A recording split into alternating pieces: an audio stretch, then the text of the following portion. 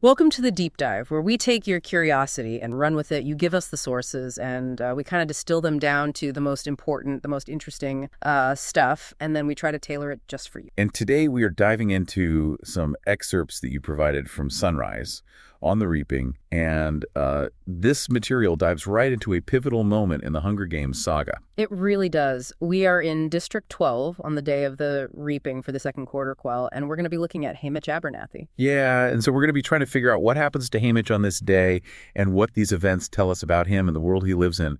We're going to be looking for those surprising facts and those really memorable details that give us some insight. Okay, so let's start with the fact that the excerpts begin on Haymitch's 16th birthday, which, that seems small, but it personalizes this huge dread that's over the day, right? Yeah, and even his breakfast is different. He gets cornbread instead of the usual capital flour bread, which, again, that's a tiny detail, but it kind of shows how scarce things are in District 12, how even small things are like, oh, wow, we got this for you today. Yeah, and it's a huge contrast to what's happening with his mother, that already working so hard washing these miners' overalls, and she's only 35, but she already seems so much older. Like, life is just rough. 12. Yeah, it talks about the lines cut into her face, and you get this sense of relentless hardship. And there's even this short little exchange with Haymitch where she says, "Happy 16th sauce on the stove." And it's like so brief, but you can tell that they have this connection, this love for each other, but it's just like they have to get on with things. Yeah. And then we see Haymitch at the family plot, and it's described as a jumble of rough markers. And I don't know, I thought that was so interesting because, we always see this sort of pristine imagery from the Capitol, and then you have this very different image of the graveyard, and his father's buried there, and there's a whole section that's an Abernathy section, one big limestone marker. Like, does that suggest that they maybe don't have enough resources to give everybody their own, headstone? Yeah, I mean, it could mean that, or it could mean that there's this interconnectedness where they kind of see themselves as a unit even in death. Yeah. There's not as much importance placed on individuality, and that could be a byproduct of their situation, or it could be a form of quiet resistance against in a way. Yeah, that's really young. And then, we see him leave the graveyard, and he's heading into the woods to meet Hattie Meany to brew white liquor. And it doesn't seem like this is just a leisurely stroll in the woods. What do you think this tells us about what survival is like in District 12? It's like they have to be constantly working against the system just to get by, because brewing white liquor is illegal, but it's probably a source of income for him or a way to cope with how hard their lives are. Yeah. And they're willing to take risks because of that. Yeah, and then, he's away from the still, and he comes across Lenore Dove by the common grazing land, and she's a baird from the cubby, and she's watching her geese. And she seems really nervous about having to sing in public. Do you think that's just stage fright, or is there more to it? I mean, it might be stage fright, but in District 12, anytime you kind of put yourself out there publicly, it's risky. You make yourself vulnerable. And maybe she's nervous because she knows there's this constant surveillance, and any mistake could be huge. And we learn that Lenore Dove actually lives with people that aren't her blood relatives, Clerk Carmine and Tam Amber, and it's because her mother died in childbirth and nobody really knows who her father is, and the text says the Covey look out for their own. So what do you make of that? I think it shows how important chosen family is in a community that's really oppressed. Yeah, when you don't have much family, these chosen families give you support, a sense of belonging, and it shows how resilient their social fabric is because it operates outside of the structures that the Capitol's imposed on. Right. And then we see that Lenore Dove has a sort of deal with the mayor where she practices piano at his house in exchange for playing at these gatherings. So it's interesting that even in District 12, which is so oppressed, it seems like there are these hierarchies and ways for people to kind of move up. Exactly. And it shows that she has a hidden talent and she's able to use it to navigate this system in a way that could even offer her a little bit of protection. Yeah. And she seems to really understand the way the peacekeepers work, and she talks about the common land and how they kind of make their own, calls it a teaspoon of trouble and a river of wrong, which is kind of a perfect way to sum up the injustice. Oh, it really is. And it shows how intelligent she is and how she sees the bigger picture. It's not just about these little isolated incidents of cruelty. It's this undercurrent of wrong that runs through their whole lives. And then we see Haymitch and Lenore Dove, and they share some kisses. It establishes that they're in a relationship, and that's important, right? Because it makes what's coming even more impactful. Yeah, definitely, because it shows that these are real people with real connections, and their lives are about to be torn apart. And then he meets his friends Blair and Burdock kind of jokes that only an idiot would be born on Reaping Day. And then he says, the kind that likes a challenge, it just shows the way they deal with the situation they're in, right? Yeah, it's this dark humor that helps them cope with how grim everything is. They kind of bond over this shared sense of doom. But Burdock acknowledges that there's something about Haymitch that makes him able to face it head on. Yeah, and even Haymitch makes these jokes about his birthday being Reaping Day, and he calls Lenore Dove his girlfriend, so it kind of makes it clear how close they are. Yeah, and it makes you think about how normal their lives probably were up until this point, which makes the reaping even more tragic. Yeah, and speaking of the reaping, here comes Drusilla Luggs, the Capitol escort, and she is let me tell you, she's got these fancy thumbtacks, which apparently last year were buzzsaw blades, and the outfit is just nuts. So what's the message here?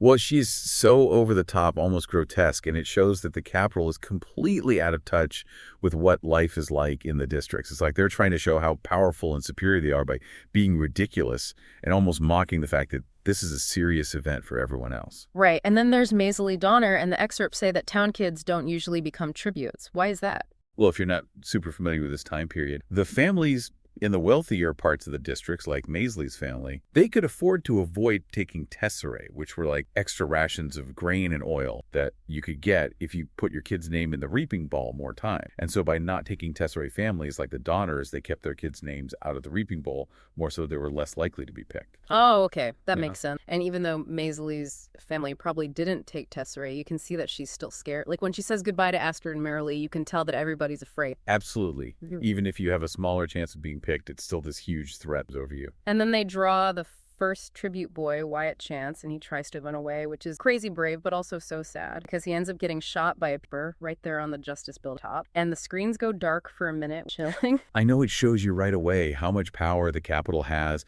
and how they don't tolerate any kind of rebellion. They're willing to use violence to control everyone. And that blackout of the screens shows how they control the narrative, too. Like, we're not going to show you anything that we don't want you to see. And then Drusilla just says, we need another boy. That dead one's no good, which is just awful. Like, she doesn't even care that a kid just died. She doesn't see them as people at all, just pawns in their game. And then Lenore Dove, she does the most amazing thing. She steps forward and says she'll take responsibility for what Wyatt did just to try and save Haymitch. Right. She's willing to sacrifice herself for him, which is incredible. It shows how much she loves him. But Drusilla's response is just terrible. She says to shoot Lenore Dove discreetly, which just shows how little they care about life in the districts. Yeah, it's like their lives are completely disposable to them, and even an act of selflessness like that means nothing to them. And then Plutarch Heavensby steps in and says they should keep Lenore Dove for the tearful goodbye reaction shots. Yeah. Which is pretty messed up when you think about it.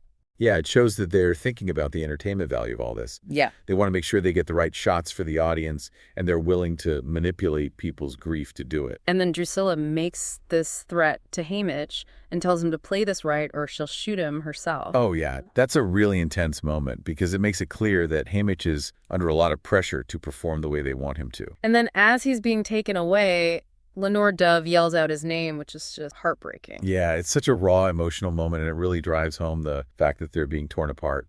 And then they draw the second tribute boy, and it's Haymitch Abernathy. Can you imagine how shocked he must have been? He probably thought he was safe for a second, and then bam, his whole world is turned upside down. And then Haymitch and Lenore Dove, they look at each other, and it's like this silent conversation. They're saying, I love you, like all fire, you too. And it's just so powerful, but also so sad. Yeah, it's like this last little bit of connection before they're separated, and it makes you really feel for them. Yeah. And then there's all this fanfare with the cannons and the confetti, and Drusilla's like, happy second quarter Quell, and it's just so jarring considering what just happened. Yeah, it shows how completely detached the Capitol is from the reality of the situation they're celebrating, this event that's causing so much pain. And then the broadcast cuts out, and we don't see what happens next until we're following Haymitch. And the first thing that happens is Plutarch wants reaction shots from the family, which is just so manipulative. It's like they're not even giving them a moment to grieve privately.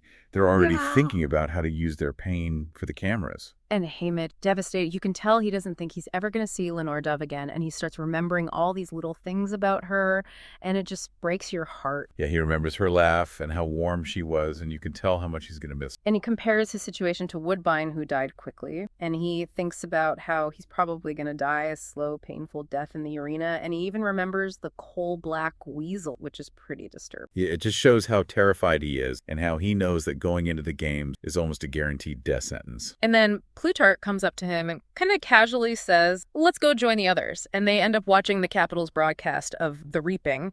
And you can tell Haymitch is shocked by how perfect it looks. Yeah, it's like they completely erased all the violence and the pain. Yeah. And they're presenting this sanitized version of events to the Capitol audience. And then Plutarch admits that he was card stacking the footage to make Haymitch Luella and Wyatt look better. And Luella asks if that's even ethical. But Wyatt seems to get why he did it. Yeah, it shows how they all have different perspectives. Luella's still trying to hold on to her morals, but Wyatt understands that they need every advantage they can get. And then even on the train, Drusilla is still being terrible to the tributes, but then she gets them a birthday cake for Haymitch, which is so weird. Like, who celebrates a birthday on Reaping Day? I know, right?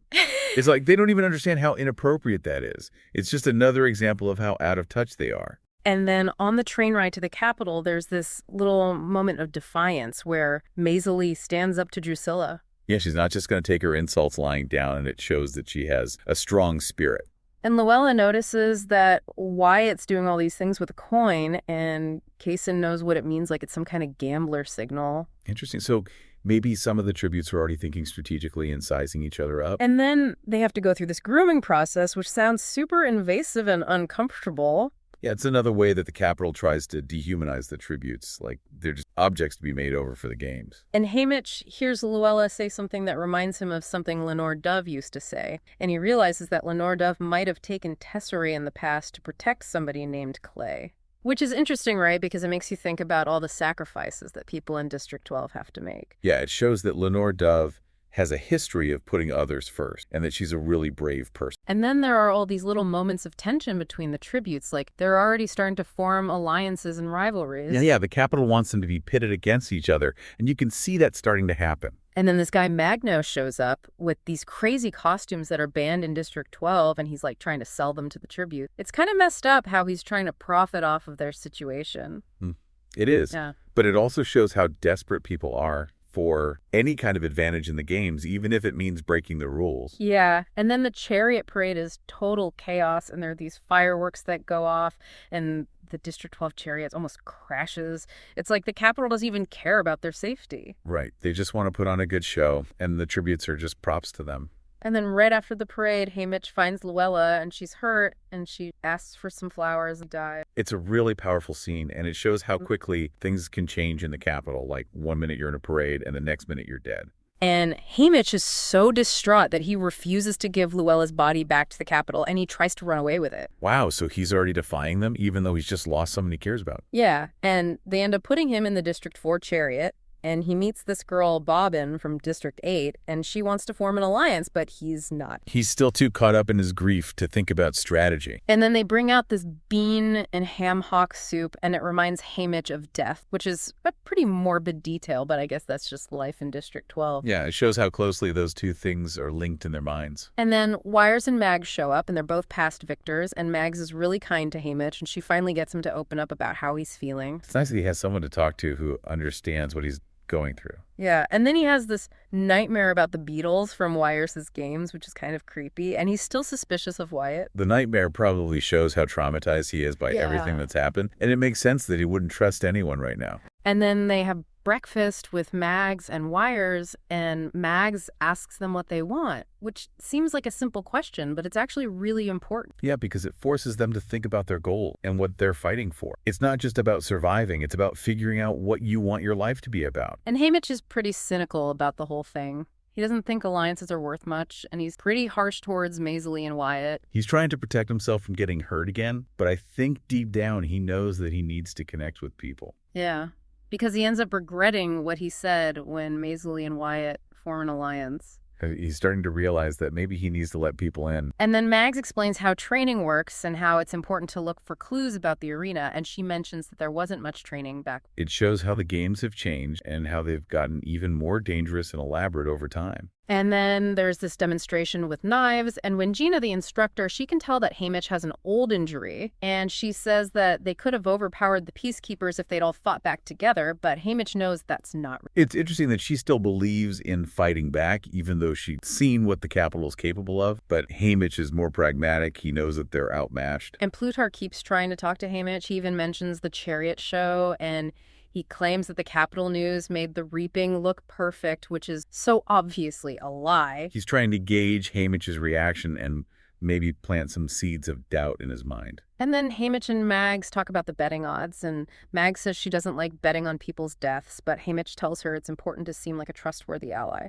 So they have very different approaches to the game. Mags is more idealistic and Haymitch is more focused on survival. And then they meet Ampert and his father, BT. And BT is a past victor, but it sounds like he got in trouble for trying to sabotage the game. Pretty crazy, right? Yeah, it shows that there are people who are actively resisting the Capitol, even among the victors. And then BT shows them how to make a battery, and he gives Haymitch some of the materials he needs to make one. It's like he's passing on the torch of rebellion. Yeah, it's a huge moment because it gives Haymitch the tools he needs to fight back. And then he starts thinking about smuggling the battery parts into the arena, and you can tell he's starting to form a plan. He's not just going to accept his fate, he's going to try to do something to change it. And then there's this sweet little moment where Maisie is teaching people how to tie knots, and Ampert gets all excited to show his dad, and Maisie realizes that BT is Ampert's father, and she says she's sorry that Haymitch's family isn't there. Oh, that's nice of her. Mm. She's showing empathy, even though they're all competing against each other. Yeah. And then they have lunch with some of the other tributes, and they start to form some alliances. Ampert's all optimistic about it, but Wyatt's more realistic. It's like they represent the two sides of the coin, hope versus reality. And Haymitch offers to be allies with this girl from District 10 who seems really frail. He's kind of looking out for the underdog. Yeah, maybe he sees something of himself in her, or maybe he's just trying to do the right thing. And then they separate Haymitch from the other District 12 tributes, and they take him to this really fancy place, which turns out to be Plutarch Heavensby's house. And there are all these portraits and objects that give you a sense of who Plutarch is. Oh, yeah, like what kind of stuff? Well, there's this one pot that's labeled Nepenthes, which is apparently a type of pitcher plant that eats bugs. And Plutarch makes this joke about how you can drown your sorrows in it. So it's kind of... Yeah, it's like he's hinting at something, but we don't know what it is yet. And then President Snow shows up, which is a total surprise. And he seems kind of drunk, and Haymitch has to help him. Which is kind of crazy to think about. I know, right? Yeah. It's like for a second you see that Snow is just a person, but then you remember how much power he has, and it's even more terrifying. And then Snow gets really interested in Maisley's necklace, which has a flint striker on it, and he finds an inscription on it, and he starts talking about Lenore Dove and how the Covey named their children. It's creaky, right? Like, how is he keeping tabs on them like that? And then they bring in this girl who looks exactly like Luella, but it's not her. It's like a fake Luella. And it turns out that the Capitol's been doing all these... That is messed up. It's like they're playing with people's lives just for their own amusement. And Maisie realizes right away that it's not the real Luella, but Mags is really kind to her. And then this crazy thing happens. Fake Luella starts freaking out when she smells a dark crescent roll, which is something they make in District 11. Wow, so maybe she still has some of her memories or something. And the other tributes decide that they're going to take care of her, and they rename her Lu. It's like a little act of rebellion against the Capitol. Yeah, they're not going to let the Capitol dehumanize her. Yeah. They're going to treat her like a person. And then they start talking about what they saw in training and trying to figure out what the arena is going to be like. And Wyatt mentions that they were working with tarps, which makes them think it's going to be wet. That's smart. They're picking up on those little details. And then Betty pulls Haymitch aside, and he tells him all about how to sabotage the games. And he mentions a mutt portal and a water tank. And he says that he tried to do something similar in his games, but it didn't work out so well. Wow. So he's basically giving Haymitch a blueprint for rebellion. And then Betty disappears, and Haymitch is kind of freaking out because he's not sure if he can actually pull this off. It's a huge responsibility, and it's really dangerous. Yeah, and then he starts singing Lenore Dove's Sunflower Song to the other tributes, which is kind of sweet. It's like he's trying to connect with them on a deeper level and remind them of the world outside the arena. And then he helps Maisie with her chord skills, even though he's not sure what his own special skill is. He's willing to help others, even though he's feeling insecure himself. And then they start training with the game makers, and Haymitch decides he's going to act like a jerk so that they'll underestimate. It's a smart strategy because if they think he's not a threat, they might not pay as much attention. And then Lou has this really weird reaction to a high-pitched tone, and Wyatt comforts her, and Haymitch is worried that the game makers are going to be mad. Yeah, it seems like the Capitol has some kind of control over Lulu, and Haymitch knows that they can't afford to upset the game makers. And then Maisie starts talking about how she doesn't like the Mockingjay pin anymore, and Haymitch mentions that Lenore Dove liked it, and Maisie says that she knows Lenore Dove's secret, but she won't tell him unless he gives her something in return. There's some bad blood there between Maisie and Lenore Dove. Yeah, and then Maisie figures out that fake Luella isn't the real Luella, She says she's a body double and she's been tortured, but Drusilla doesn't even care. She's just focused on getting the tributes ready for their interviews. It shows how cruel and heartless the Capitol is. They don't see these kids as human beings. And then Haymitch's prep team shows up, and they're trying to get him ready, and Drusilla gets mad because Effie Trinket's helping them, and she makes Effie leave. It's like she wants to have complete control over everything. And Haymitch decides to play up this whole white liquor brewer thing for his interview. Even though it could get him in trouble back home, he's still worried about the sabotage plan. It's a dangerous game he's playing, but he has to do something to get the Capitol's attention. And then Effie gets all excited because District 12's color is black, which is hilarious. I know, right? She's so focused on the superficial stuff. And Haymitch notices that his outfit has these hidden compartments, which could come in handy. Well, yeah, that's where he could hide the battery parts. And then Effie talks about the history of the Hunger Games and the Quarter Quells and how this one is going to be extra brutal. It's a reminder that the Capitol is constantly trying to make the games more entertaining and deadly. And then Panache, this tribute from District 7, he has a really confrontational interview, and he's basically calling out the Capitol for being... Wow, that's a bold move. Yeah, and then the newcomers, they all decide to do their interviews together as a group, which is a pretty cool strategy. Yeah, it shows that they're united and that they're not going to let the Capitol break them. And then one of the tributes from District 11 has a breakdown and needs medical attention. You can tell that the pressure is getting to all of them. Yeah, it's a really stressful situation to be in, especially when you know that your life is on the line. And then it's Haymitch's turn for his interview, and he plays it up like he's this cocky rebel. He talks about brewing white liquor and how he's going to piss off the game makers. It's a risky strategy, but it definitely gets their attention. And then he gets worried that he might have gotten Lenore Dove in trouble by mentioning the white liquor, but he can't take it back now. Yeah, he's put a target on her back without meaning to. And then Plutarch has this really intense conversation with Haymitch, and he tells him to blow that water tank sky high. So he's making it clear that he wants Haymitch to go through with the sabotage. And then they do these propos for the cameras, and they try to make the District 12 tributes look good. It's like Plutarch's trying to control the narrative. He's a master manipulator. And then Haymitch gives Maisie the potato battery kit as a peace offering. Ah, that's nice. He's trying to make amends. And then the tributes start talking about Lulu and how she might have an ear implant, and they realize that the Capitol's been listening to them the whole time. It's terrifying to think that they're always being watched. And then they all hug before they go into the arena. It's a really emotional moment. Yeah, they know that they might not see each other again.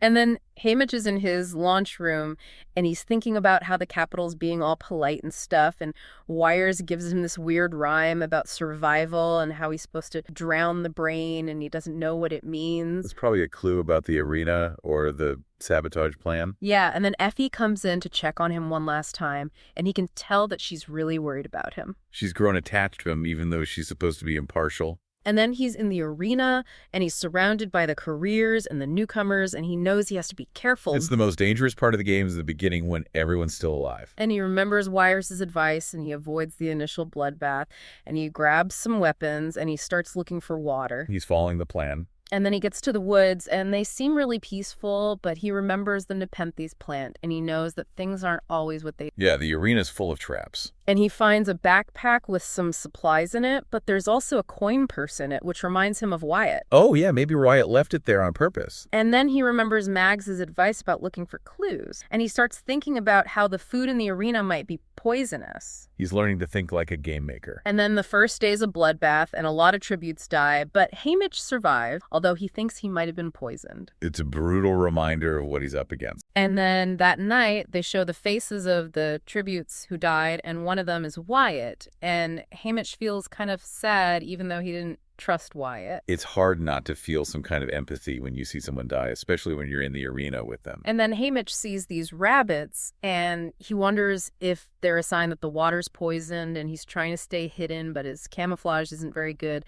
And he keeps thinking about how he needs to protect the newcomer, especially... He's got a lot on his mind. He's trying to survive, but he also feels responsible for other people. And he makes a plan to find a sparking rock so he can make a fire, and he wants to find a mutt portal, and he actually manages to make fire and cook some potatoes, which is a small victory. Yeah, at least he's got some food and warmth.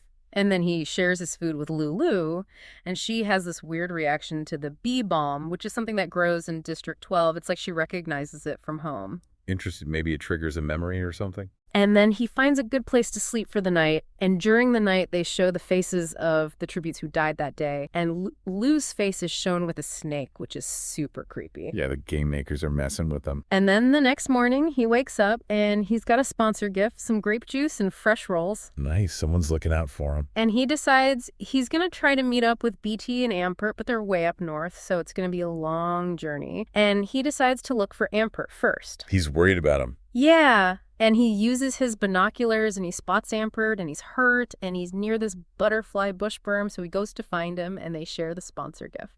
That's good. He's not just thinking about himself. And they talk about how the arena is really beautiful, but also dangerous. And Haymitch explains that he seems to attract mutts and he's not very good with flowers. I guess everyone has their strengths and weaknesses. And Haymitch promises to show Ampert the woods, but he's going to leave the rest of the potatoes for Ampert to eat. So he's looking out for him. Yeah. And then he goes to blow up the water tank, which is super risky, but he's determined to do it, and it causes this huge flood. And he almost drowns, but he manages to get to safety. Wow, he's a survivor. And then he tries to find Ampert, but he can't find him, and he hears these weird chattering noises that don't sound like bats.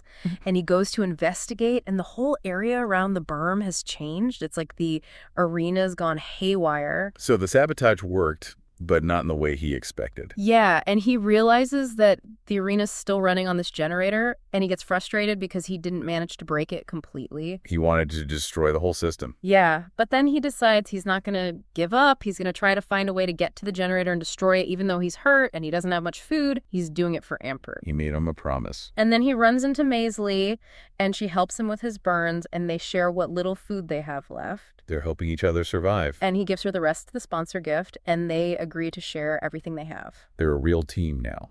And they talk about what'll happen if they're the last two tributes left. And Maisley's kind of resigned to her fate, but Haymitch promises he won't use his darts against her. So he's starting to care about her. Yeah, and then Maisley's worried about how they're going to get water. So Haymitch takes his glass goblet and he turns it into this tube that can collect water. Pretty ingenious. Yeah, he's resourceful. And then Maisley says maybe they should go back to the cornucopia or try to find some of the other newcomers, but Haymitch doesn't want to do that because he's still focused on the generator, and Maisley can tell he's keeping secrets from her. She's starting to lose trust in him. Yeah, and then they find the packs that belong to the careers, but there's not much useful stuff in them, and they rig up another tarp to collect water, and they find a safe place to sleep in the trees. They're doing everything they can.